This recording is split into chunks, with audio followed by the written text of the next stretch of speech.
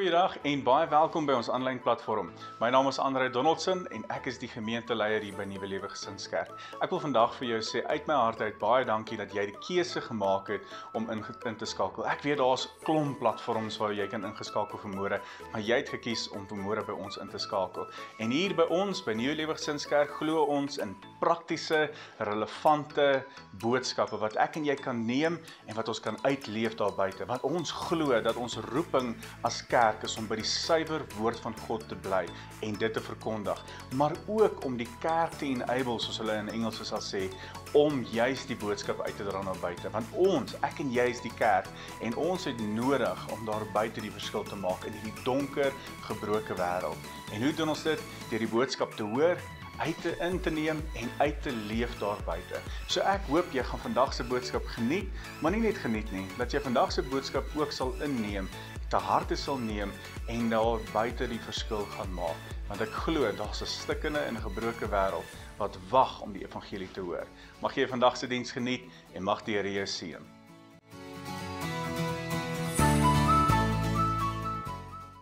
Af en so voorreg vir my om vanoggend die woord van die Here met jou te kan deel.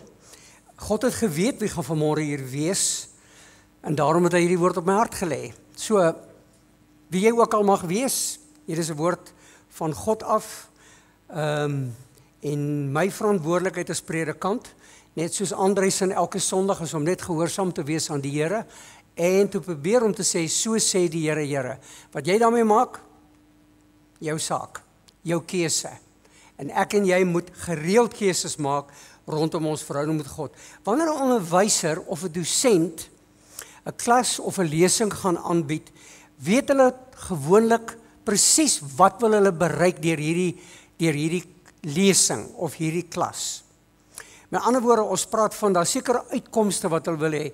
Mimi en al die onderwyseresse wat vanoggend hier sit, weet dat daar word syllabus voorgeskryf wat spesifieke uitkomste het. Aan die einde van die kwartaal of die einde van die jaar moet ons hierdie spesifieke doelwitte bereik. Julle sal onthou dat Covey se boek 7 Habits of Highly Effective People is een van die 7 habits wat hy sê is, begin met die einde in gedagte. Begin met die einde gedagte. Waarheen is ons op pad? As ek vir jou sou vra, waarheen is jy op pad? Wat is die einde? Die einde in gedagte. Sekerlik is om te sê dat ons dit sal maak hemel toe. Dat ons God se mooi so sal hoor en sê, wat sê, kom in die vreugde van jou Heer. Dat ons getrou sal bly tot daardie dag toe. En ek glo dat elke oggend wat Andrei preek, het hy dieselfde motief. Daar is 'n einde in gedagte, daar's 'n doel, daar's 'n rede. So as jy vir my sou vra vanmôre, nou Rudy, wat is jou einde in gedagte met vanoggend se boodskap? Dan sou ek sê dat elke hoorder van hierdie diens vir vanmôre, die wat op YouTube kyk of Facebook kyk, of wat vanmôre hier is, dat hulle saak met God sal regmaak voordat hulle sterf of die Here terugkom, sodat hulle gereed is om God te ontmoet. Amos 4 vers 12 sê, maak jou gereed om God te ontmoet. Maak jou gereed om God te ontmoet. En ons as predikante is realiste, want ons weet daar's mense wat geestelik nie op datum is met die Here nie. Wat lou geword het, onverskillig geword het, onverantwoordelik geword het. En ons het hierdie intense bekommernis in ons hart, wanneer ons daaraan dink. 2 Timoteus 3 vers 5 sê Paulus, en hy praat oor hierdie tipe mense, hy sê, mense wat 'n gedaante van godsaligheid het, maar die krag daarvan verloor het. Hulle lyk goed, op die oog af, kom kerk toe, lees hulle Bybels, doen mooi dinge, sê mooi dinge, maar is uiterlik net 'n dop. Binnekant is daar geen krag nie. 2 Timoteus 3 vers 5, dieselfde vers, die boodskap, van buite af sal dit lyk of hulle kerkmense is, maar aan hulle binnekant sal hulle dol leeg wees sonder God en sy krag. Matteus 7 vers 26, en elkeen wat na hierdie woorde van my luister, sê Jesus, en dit nie doen nie, sal ek vergelyk met 'n dwaase man of vrou wat al huis op die sand gebou het. Liewe vriende, ek pleit by jou vanmôre, in hemelsnaam, moenie op sand bou nie. Maak 100% seker dat jou verhouding met God reg is. Die tweede uitkoms wat ek graag vanmôre sou wil hê, is dat jy as God se kind vrugte sal dra, waardeur God verheerlik sal word, 'n lewenswyse sal hê, wat eer aan die Here bring, en terselfdertyd 'n seën is vir ander mense. Wee my as ek vir myself lewe. Paulus het gesê, vir my is die lewe Christus. Dit behoort ons mikpunt te wees. Ons as predikante wil hê dat jy jou volle potensiaal in Christus sal ontdek en uitleef. Matteus 5 vers 16, laat julle lig so skyn voor die mense, dat hulle julle goeie werke kan sien, en julle Vader wat in die hemele is, verheerlik. Vriende, God wil hê dat mense moet na jou en my kyk, en vir God dankie sê. Dankie vir Johnny, vir Henry, vir Rosa, vir Pieter, vir Rian, of wat jou naam ook al mag wees. Dankie Here vir daai persoon wat hier oor my pad gestuur is, wat deel is van my lewe. En ek en Andrei sê gereeld vir die Here dankie vir baie van julle. Ons is so geseënd, is so bevoorreg dat julle deel is van hierdie geestelike familie. Maar ons is bekommerd oor daardie persone wat nie die vrugte dra wat by die bekering pas nie. 1 Korintiërs 10 vers 31 sê, doen alles tot verheerliking van God. Ok, nou ek het nou oor my doel gepraat. Nou kom ons gestel vanmôre, dat hier sit iemand hier wat nie die sekerheid het van sondevergifnis nie, en kan met absolute oortuiging sê, ek weet ek is God se kind nie. As jy dan vir my sou vra, nou oom Rudy, wat moet ek doen om hemel toe te gaan? Hoe kan ek hierdie sekerheid kry? Dit soos musiek in my ore. Want dis die eerste reuse tree wat jy na God toe gee, as jy erken, daar's foute in jou lewe. Wee jou as jy maak of jy okay is, en jy's nie okay, geestelik nie. Spreuke 28 vers 13 sê, hy wat sy sonde bedek, sal nie voorspoedig wees nie. Maar hy wat dit bely en laat staan, sal barmhartigheid vind. Wat moet ek doen? My antwoord sal wees, dat daar een woord is, wat dit vir jou kan gee, wat jy nodig het. En die Bybel is baie duidelik daaroor. En dis die woordjie, geloof. Geloof. Hebreërs 11 vers 6. Sonder geloof is dit onmoontlik om God te behaag, want hy wat tot God gaan moet glo, dat God bestaan, hy is, en hy is 'n beloner van die wat hom soek. Die Bybel sê, nader tot God, en hy sal tot ons nader. Soek jy die Here met jou hele hart, dan gaan jy hom vind. Maar dit kan net gebeur as jy glo, dat God beskikbaar is, dat hy te vinde is. Die boodskap sê, 'n mens sal God net soek, en na hom toe gaan as jy oortuig is, en vertrou dat hy daar is, en dat hy mense wat na hom toe kom met oop arms ontvang. Ek en jy kan tog net iets glo, en dit volkome vertrou, as ons absoluut oortuig is daarvan.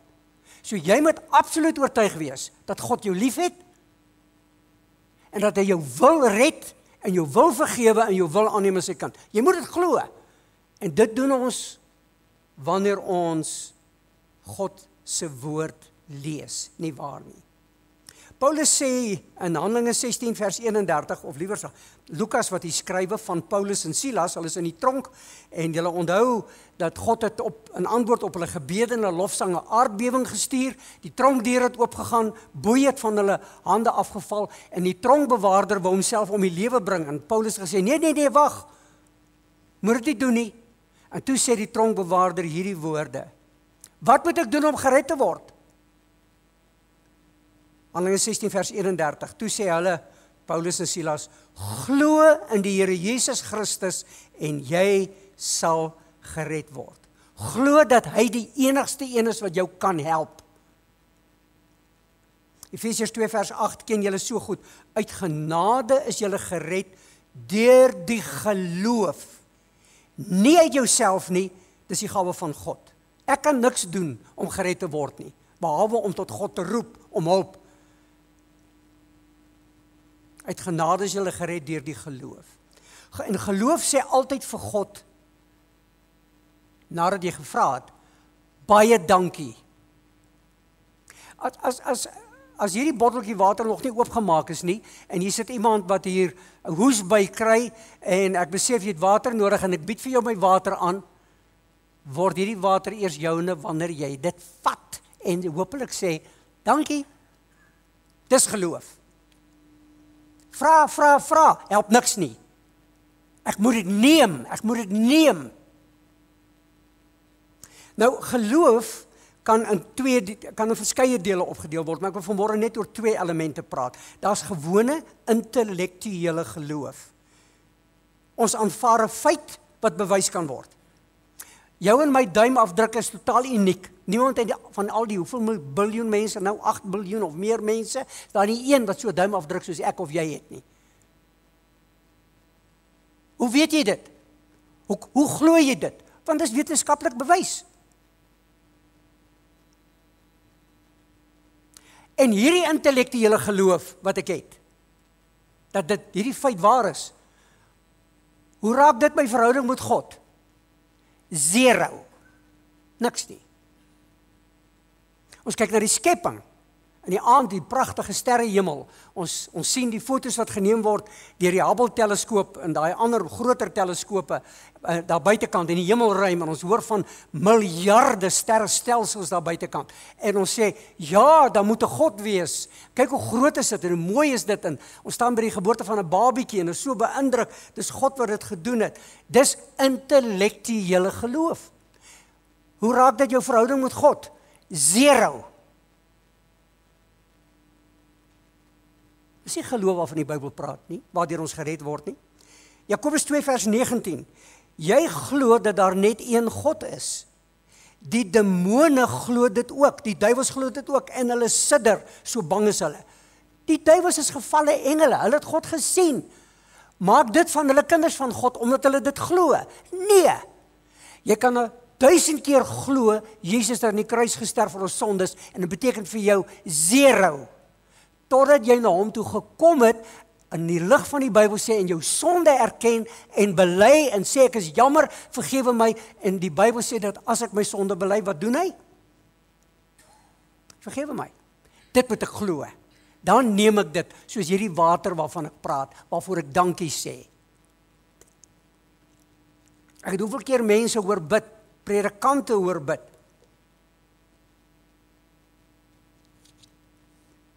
Here, vergewe ons sondes in Jesus naam, amen.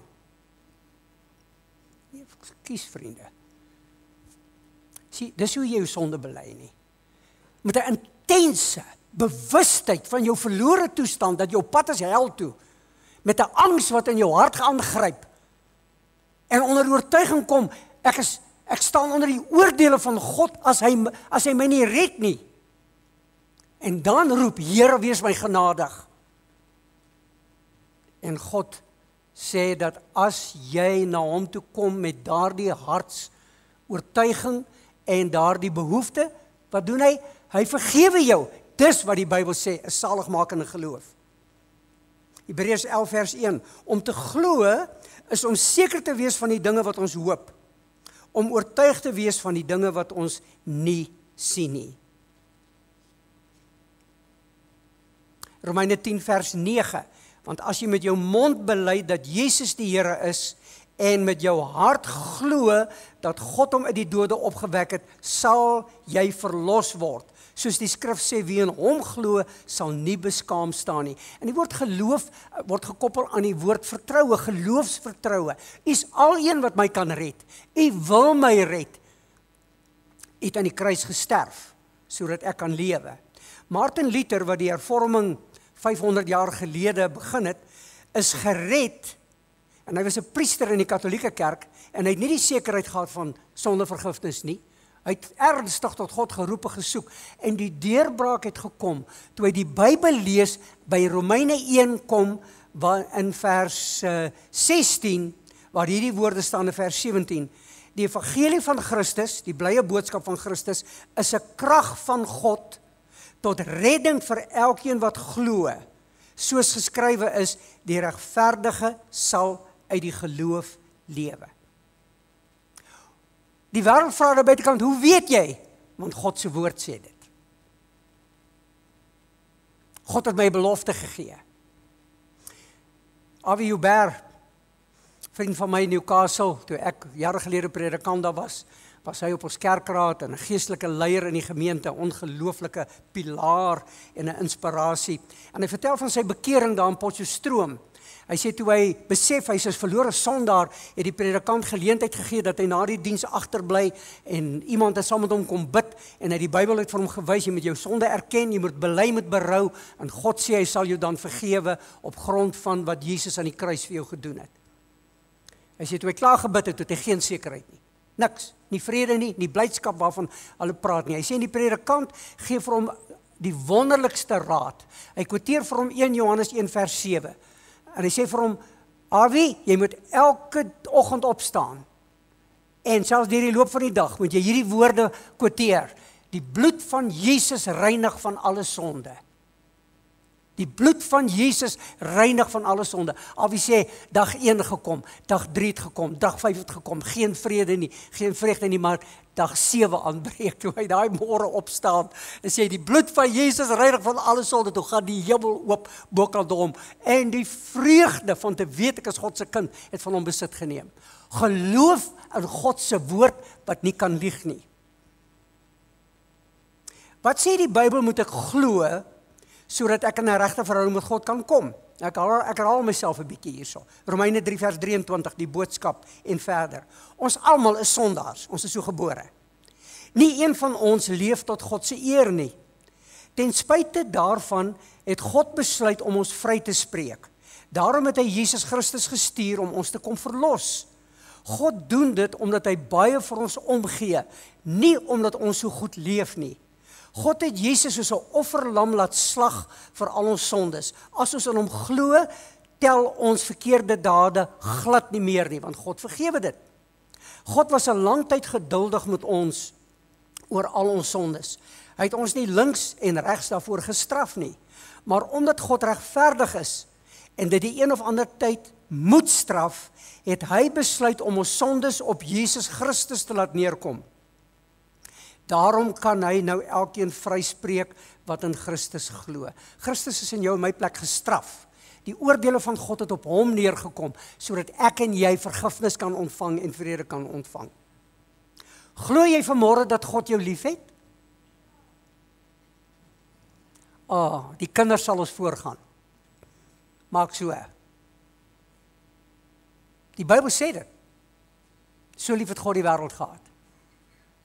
Glo jy dat Jesus aan die kruis gesterf het, sodat enige een se sondes vergewe kan word? Ja. Glo jy dat God se woord waar is wat sê in 1 Johannes 1 vers 9, as ek my sonde bely, hy is getrou en regverdig om my die sonde te vergewe? Ja. Glo jy wat Johannes 1 vers 12 sê, aan almal wat hom aanvaar het, die wat in sy naam glo, het hy die reg gegee om kinders van God te word, die aanvaar van die water van die lewe. Ja, ek glo dit. As jy dit sê, met jou hele hart, word jy God se kind. Is jy God se kind in daai oomblikke. Ingebore in die familie van God, aangeneem deur Jesus, aangeneem deur God as 'n kind.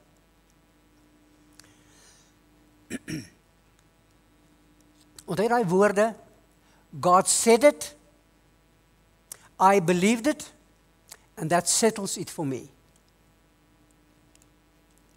God said it, I believed it, and that settles it for me. Ek het hier 'n verhaal saamgebring wat ek vir jou wil lees, wat hierdie ongelooflike geestelike waarheid baie mooi illustreer. En hy praat oor die komponente van geloof. Nou,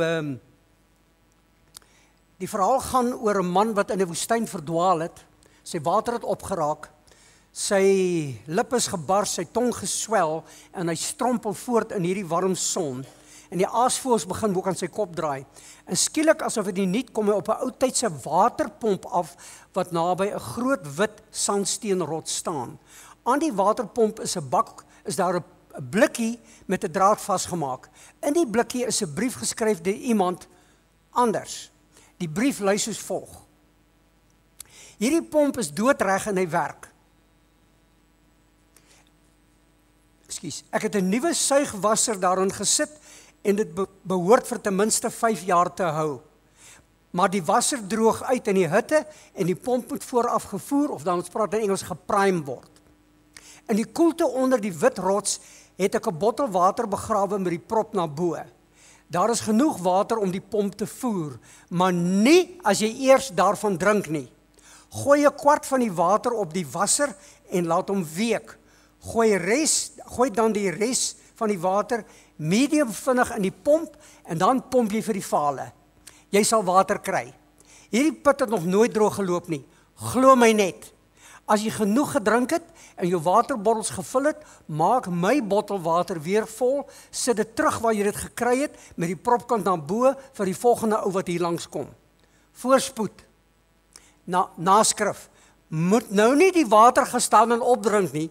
Voer die pomp en jy sal genoeg water kry. Wat sê hierdie ou? Hierdie ou sê, glo my, dan sal jy water kry. Doen wat ek vir jou sê, prime die pomp met water, pomp hom en gooi nog 'n bietjie water by. En hierdie gaan alles oor een ding en dis vertroue. Is dit 'n grap? Is dit 'n siek grap wat hierdie ou het, dat hy die water moet uitgooi en dan gaan hy in elk geval dood van die dors? Of is dit die waarheid? Kan dit so eenvoudig wees? En partykeer wanneer ons God se woord lees, die Bybel, vra ons onsself die vraag af, kan dit so eenvoudig wees? Ja, 'n kind van 6 jaar oud kan 'n lewe vir die Here gee en kragtadig tot bekering kom. Okay, nou wil ek net my hoek verander. Stop my verhouding met God by hierdie woordjie geloof. Is dit die som totaal van my geestelike lewe, dat ek God glo? Goeie vraag. Die antwoord is nee, dit stop nie daar nie. Dis net die begin. En in die boek Jakobus kom die skrywer en hy bring dit vir ons in fokus. En Jakobus praat met wedergebore kinders van God, wat reeds hulle vertroue en geloof in die Here geplaas het en kragtadig tot bekering gekom het. Jakobus 2 vers 17, die boodskap. So is dit ook met jou verhouding met God. Om te sê, jy is vriende met God, maar jy doen niks vir hom nie, sê eintlik dat die vriendskap tussen jou en God mors dood is. Dink daaroor na. Maar ek is in alle geval seker dat ek vir jou sal kan bewys dat met alles wat ek vir God doen, sê Jakobus, ek in 'n goeie verhouding met hom staan. Jakobus sê, kyk na my lewe. Kyk na my lewe. Kyk wat doen ek vir die Here. Dan sal jy sien dat ek is 'n Christen wat groei en wat lojaal aan God is en wat getrou is aan God. Ek het nie gaan parkeer by my ondervinding van wedergeboorte toe ek my geloof aan hom gepraat het nie. Ek het nie net gebore geword nie, ek het as baba, geestelike baba, opgegroei. Ek is 'n volwasse man in die Here. Matteus 5 vers 14, die boodskap. Julle is 'n lig vir die donker wêreld rondom julle. Almal moet kan sien dat julle glo. Almal moet kan hoor dat julle glo, maar ook kan sien dat julle glo. Vriende, ons as Christene, ons raak professionele praters. Praat oor die Bybel, praat oor hierdie wonderwerk, praat oor hierdie nuwe gedagte en hierdie nuwe ontdekking. En jy dit gehoor, jy dit geweet. Ek het 'n bietjie gaan navorsing doen. Ek het dit praat. Waar is die vrug? Waar is die vrug? Matteus 5 vers 16, laat julle lig so skyn voor die mense, Jesus aan die woord, laat julle lig so skyn voor die mense, dat hulle julle goeie werke kan sien, en julle Vader wat in die hemele is, verheerlik. God word verheerlik deur jou en my lewe, wat ek vandag en môre en Dinsdag en Woensdag doen. En ja, partykeer by die werk en by die skool, op universiteit, in die dorp ons waar ons ook al gaan. Partykeer, sonder ons dit besef. Kyk mense na ons. Ek het julle al vertel, ek loop eendag in die mall en ek tel 'n papier op waar hulle en ek gooi hom in die vullisblik en iemand kom na my toe en sê ek het gesien wat jy doen. Baie dankie, dit was nou baie nice. So 'n eenvoudige ding. Ek dink dis wat die Bybel van praat. Ek het net goeie maniere. Jy hoef nie eens gered te wees om papiere op te tel nie, nie waar nie. Ons verheerlik God deur ons aksies, geloof en aksie. Jakobus 2 vers 14 en vers 17. Wat help dit my broers en susters as iemand beweer dat hy glo, maar sy dade bevestig dit nie? Kan so geloof 'n mens red? So gaan dit ook met die geloof. As dit nie tot dade oorgaan nie, is dit sonder meer dood.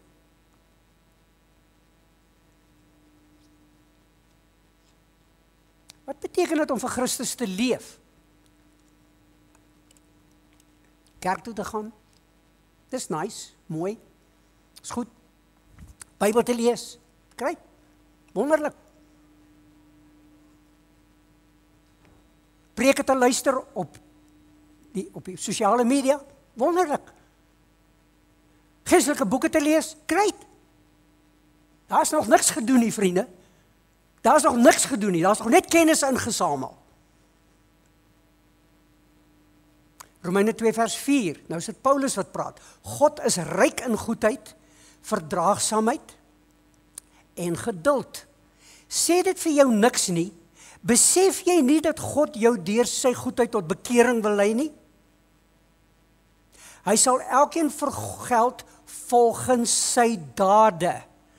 Aan die wat in goed doen volhard en op die manier soek na ewige heerlikheid, gee hy eer en onverganklikheid. Gee hy die ewige lewe, maar die wat uit selfsug ongehoorsaam is aan die waarheid en toegee aan die ongeregtigheid, straf hy in sy toorn. Ons praat hier niks anders van as gehoorsaamheid aan God se stem nie. Verniet het jy dit ontvang, verniet moet jy dit gee. Ek stuur julle so skape onder die wolwe. 2 Korintiërs 5 vers 10, Afrikaanse Bybel vir almal. Want Christus sal ons almal eendag oordeel. Hy praat met die kinders van die Here nou weer. Christus sal ons almal eendag oordeel wanneer ons voor sy regterstoel staan. Geen ongeredde gaan voor die regterstoel staan nie. Die regterstoel is die plek waar die lone uitgedeel gaan word. Waar die mooi soos gesê gaan word. Dan sal elke persoon kry wat hy moet kry. As iemand goeie dinge gedoen het, terwyl hy hier op die aarde geleef het, sal hy goeie dinge kry, sal beloon word. As iemand slegte dinge gedoen het, sal hy slegte dinge kry. En die slegte dinge is nie die hel nie, vriende. Hierdie Christene gaan nie hel toe nie, hulle kry net nie hulle krone nie. Hulle word oor die vingers getik om te sê, ag nee, Rudy, liewe hemel, ek wou jou gebruik het, en ek wou jou tot seën gemaak het, en jy het jou tyd gemors met goed wat nie belangrik is nie. Die Bybel sê wat ek en jy saai, sal ons maai. Wat ons saai, sal ons maai. Of dit die goeie is, en of dit die minder goeie is. Dink as 1 Korintiërs 6 wat sê, dat wat Paulus praat oor die verskillende werke, en party bou aan 'n tempel, 'n geestelike tempel, en hulle gebruik goud, silwer, en kosbare stene, gee hulle beste. Praat nie nou oor geld nie, ons praat oor kwaliteit. En die ander gebruik hout en hooi en stoppels, en dan kom die vuurproef. Die vuurproef, gaan ek loon ontvang?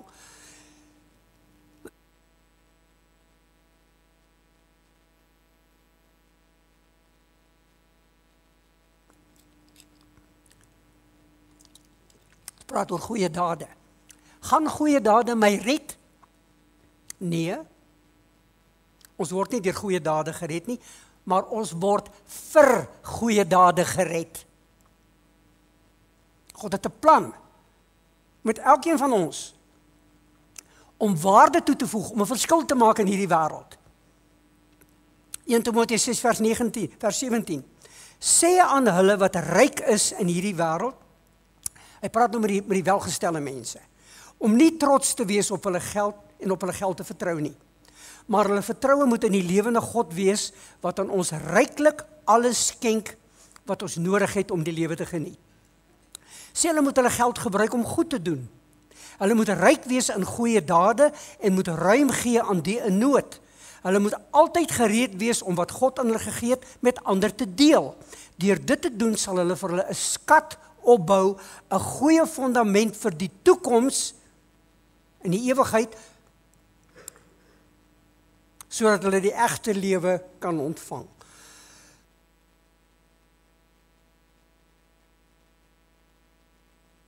Ek en André ken sulke mense. Welgesteld, maar oorvloedig in goeie dade. Wat 'n seën. Wat 'n seën. Wat 'n vreugde om sulke mense te ken wat God se kinders is.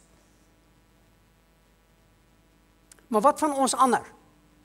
Die meerderheid van ons wat nie baie geld het nie. Kan God ons gebruik om waarde toe te voeg? O ja, 2 Korintiërs 8 vers 1 tot 5. Broers en susters, ons lig julle in oor die genade van God wat die gemeentes in Macedonië ontvang het. Daar was 'n klompie gemeentes in Macedonië. Al is hulle ook hewig getoets deur swaar kry, finansiëel swaar gekry, het hulle groot armoede uitgeloop op oorvloedige vrygewigheid, generosity. Skaars artikel vandag, nê. Ek getuig, sê Paulus, dat hulle volgens vermoë, hulle beperkte vermoë, ja, dat hulle selfs bo hulle vermoë gewillig was. Met groot aandrang het hulle ons gesmeek om te mag deelneem aan die liefdeswerk. Arme mense sê, ag Paulus, asseblief, man, asseblief, kan ek ook iets bydra?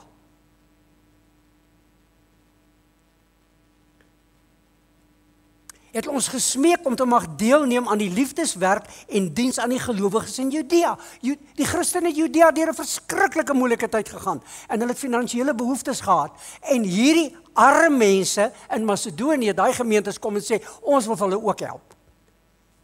Hoor nou mooi. Dit was nie soos ons dit verwag het nie. Eers het hulle self aan die Here gegee en toe aan ons, sodat hulle kon optree volgens die wil van God. God gebruik ons, al is dit die weduwee wat haar 2 klein oortjies in die bord gooi, vriende. Die bedrag is nie belangrik nie. Die gesindheid is.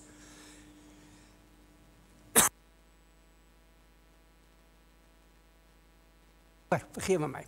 Ek praat gewoonlik nice, ek hoes nie, ek is te intensies op, vergewe my. Jakobus 1 vers 22 die boodskap. Doen wat God vir jou sê. Doen wat God vir jou sê. Gehoorsaam. Daar wag 'n groot skok op jou as jy maar net daarna sit en luister en niks daaraan doen nie. Jy dink dalk jy is mooi godsdienstig, maar eintlik is jy besig om jouself lelik te kil. Iemand wat net na God se woord luister sonder om te doen wat dit vra, is soos 'n man wat na homself in die spieël kyk. Hy sien daar hoe deurmekaar sy hare is. Hy draai dan om en stap weg sonder om sy hare te kam. Met ander woorde, hy staan en kyk na die spieël en sê, nee, my aarde, ek moet my hare kam. Hy dink. En hy stap weg en hy sê, ek moet my hare kam. En dan raak hy besig om sy skoene skoon te maak, of wat die geval ook al mag wees, of vir hom koffie te maak, en dan vergeet hy. Ons kan dink en nie by die doen uitkom nie. Iemand wat so ernstig in God se wil belangstel en dit wat hy daar hoor ook gaan doen, het die ware geluk en sin van die lewe ontdek. Ek ken arme mense wat so uitverkoop is vir die Here en so vervuld is in God se koninkryk en so 'n seën is. Baie van ons ouer mense wat niks ander inkomste het nie, as 'n sasse inkomste nie, is so 'n seën vir God. Hulle hart is op die regte plek. Hulle is gehoorsaam aan die stem van die Here. Maar nie dink ek praat oor geld nie. Ek praat oor gesindheid. Ek praat oor loyaliteit. Ek praat oor die ander aspek van geloof. Die vrug van geloof. Sien, geloof vind uiting in ons keuses en ons dade. En ek en jy moet altyd 'n besluit neem om God te gehoorsaam. As jy net oor daai deur uitstap, nadat Dominee André die seën uitgespreek het, dan maak jy met hierdie boodskap wat jy wil. Jy maak 'n keuse. Jy het in 'n spieël kom kyk, 'n geestelike spieël. God praat met jou oor iets en dan maak jy besluit of jy iets gaan doen of nie. Jy kan aangaan soos jy altyd aangegaan het. En niks gaan verander nie. Of jy kan 'n besluit neem en sê nee, dit stop nou. Ek spandeer heeltemal te veel tyd met games. Ek spandeer heeltemal te veel tyd voor die TV en met my sport, of wat dit ook al mag wees. Ek en jy demonstreer ware Christendom deur ons aksies. Efesiërs 2 vers 10, God het ons gemaak wat ons nou is. In Christus Jesus het hy ons geskep. Hoekom? Geskep om ons lewe te wy aan die goeie dade waarvoor hy ons bestem het. God wil elkeen van ons gebruik om in hierdie wêreld ons lig te laat skyn. Terug na Jakobus 2 vers 20 toe, die boodskap. Stefan Joubert skryf die boodskap, hoor hoe mooi sê dit. Hoe onnosel is die persoon. Ek en jy kan nooit vir gemeente sê hulle is onnosel nie, maar ons kan Stefan Joubert aanhaal. Hoe onnosel is die persoon wat nie wil besef dat geloof in God sonder dat daar ook vir hom geleef word, nutteloos is nie. Neem nou maar vir Abraham, ons geestelike vader. Hy het bo alle twyfel bewys dat sy verhouding met God reg is, toe hy sy seun Isak op die altaar wou offer, soos God van hom gevra het. Hy het nie net gepraat nie, maar gedoen. By hom kan ons mooi sien hoe die verhouding met God en die gehoorsame lewe vir God eintlik saamwerk. Dit is soos twee kante van dieselfde munt. Eers as iemand vir God lewe, is sy verhouding met God soos dit behoort te wees.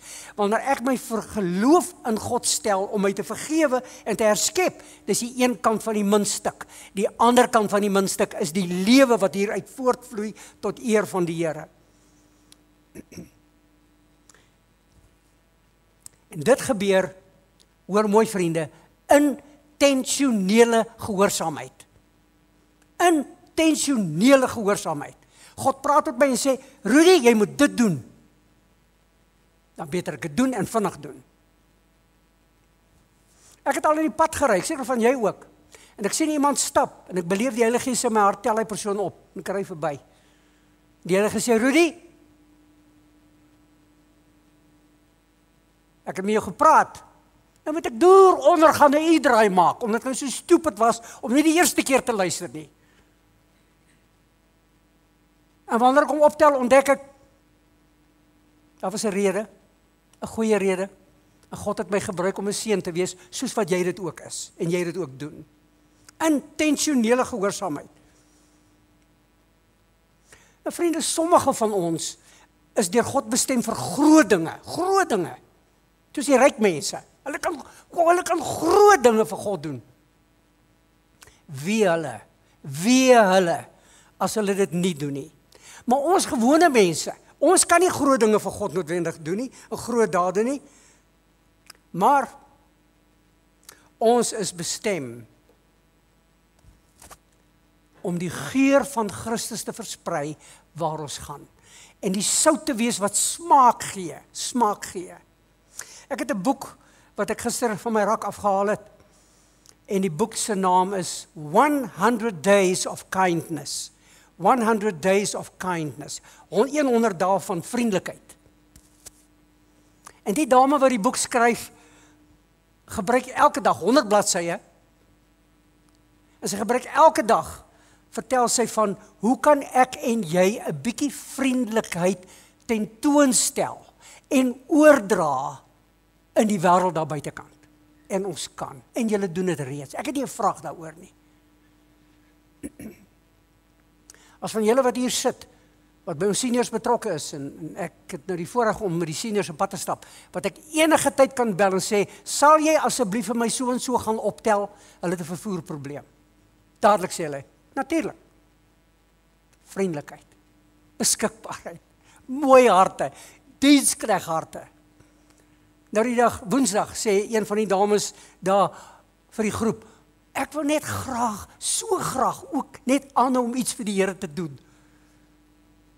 Maak nie saak wat nie, vriende. 'n drukkie hier, 'n SMS en 'n WhatsApp daar. 'n bietjie beskuit of 'n botteltjie met ingelegde konfyt. Ek het gister tomatiekonfyt gekry. Yes! 'n beker, hoor hierso, Matteus 10 vers 42, selfs as jy 'n beker koue water aan een van my geringste disippels sou gee, sê die Here, bloot omdat hy 'n disipel is, verseker ek jou dat jy jou beloning nie sal misloop nie. Matteus 5 vers 7, gelukkig is almal wat regtig vir ander mense omgee, God sal binnekort vir hulle presies wys hoeveel hy vir hulle omgee. Wat jy saai, sal jy maai. Openbaring 19 vers 7.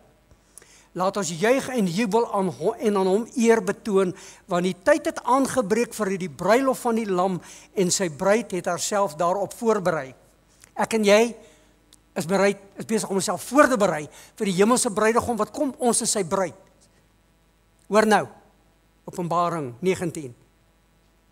Sy is toegelaat, die bruid, om fyn, helder, skoon linne aan te trek, die mooiste rok aan te trek. Ek sien nou nie vir Christie hier nie, maar Christie in ons kinderhuis het donderdag aand het sy haar matriekafskeid gehad. Sy het die mooiste rok gehad. Die mooiste rok. Sy het met André Kreer se Porsche, is sy na die matriekafskeid toe. Die Porsche was silwer en haar rok was silwer. Die Porsche het by haar gepas. Amazing, nee.